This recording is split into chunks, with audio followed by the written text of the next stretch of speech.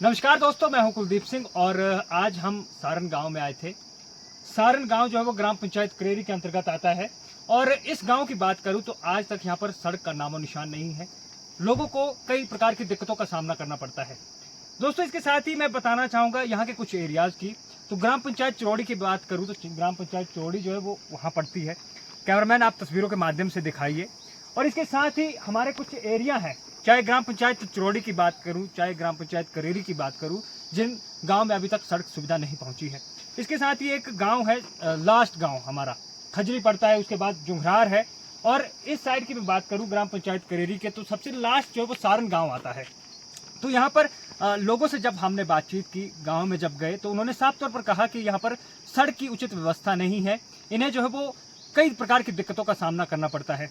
अगर 2 महीने बाद की मैं बात करूं तो यहाँ पर बर्फबारी जो है वो शुरू हो जाएगी, जिस दौरान अगर कोई व्यक्ति गांव में बीमार हो जाएगा तो उसे सड़क तक पहुंचाने में इन्हें काफ़ी दिक्कतों का सामना करना पड़ेगा। फिलहाल जो हमारे जनप्रतिनिधि हैं वो विकास की बड़ी बड़ी बातें करते हैं कि हमारा जो चुराहा है वो शिखर की ओर जा रहा है। कि ऐसे इलाके हैं, सिर्फ मैं अपनी पंचायतों की बात करूंगा, ग्राम पंचायत चरौड़ी की बात करूं, ग्राम पंचायत भाबला की बात करूं, या फिर करेरी की बात करूं, कल्हेल की बात करूं, तो कई ऐसे गांव हैं जिनमें आज तक सड़क सुविधा नहीं पहुंची है। क्या ये जो इलाके हैं, क्या ये एरिया नहीं है, या इस विधानसभा क्षेत्र के लगते एरिया नहीं है? बड़ी बड़ी बातें जो हैं यहाँ के नेता करते हैं, लेकिन यहाँ पर आज तक ग्रास रूट की बात की जाए तो ज़मीनी हकीकत जो है वो बहुत कुछ बयां करती है। आज भी लोगों को मूलभूत सुविधाओं के लिए तरसना पड़ रहा है, चाहे सड़क की बात करें, शिक्षा की बात करें, इसके अलावा हम स्वास्थ्य की बात करें।